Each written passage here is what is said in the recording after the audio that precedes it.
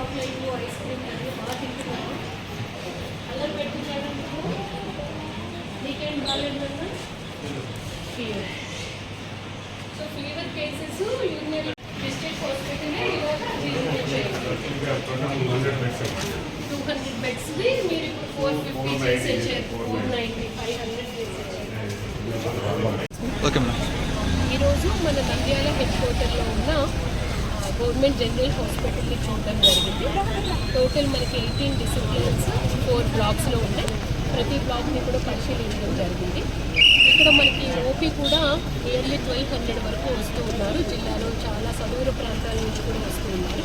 వాళ్ళకి ఫెసిలిటీస్ ఏమేమి ఉన్నాయి, ఇంకా ఫర్దర్ స్ట్రెంథెన్ చేయాల్సిన అవసరం ఏముంది, అలాగే థియేటర్స్ ఎలా ఉన్నాయి, వార్డ్స్ ఏ విధంగా ఉన్నాయి, ఎక్విప్మెంట్ ఏ విధంగా ఉంది, ఎక్విప్మెంట్కి సరిపడా టెక్నీషియన్స్ ఉన్నారా లేదా, ఇవన్నీ కూడా ఈరోజు నేను పరిశీలించడం జరిగింది.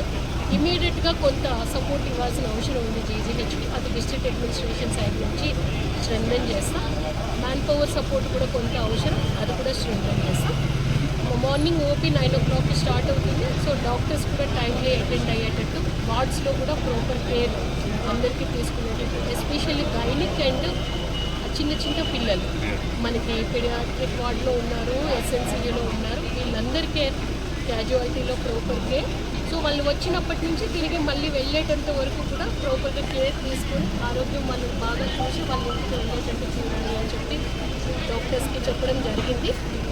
శానిటేషన్ పరంగా ఏ విధంగా ఉంది, అలాగే ఇక్కడ సపోర్ట్ అయితే సెక్యూరిటీ ఏ విధంగా ఉంది అన్నీ కూడా గమనించడం జరిగింది. చిన్న చిన్న గ్యాప్స్ ఏమేమి ఉన్నాయో అది ఎక్కువ టైం తీసుకోకుండా ఇమీడియట్గా వాటినన్నింటినీ కూడా రెక్టిఫై చేసి స్ట్రెంథెన్ చేస్తాము. ప్రాపర్ పేషెంట్ కేర్ అయితే ఇక్కడ నుంచి ఖచ్చితంగా అందేటట్టు చూడాలి అని చెప్పి సూపరింటెండెంట్ గారు వర్క్ టీం అందరూ కూడా చెప్పడం జరిగింది.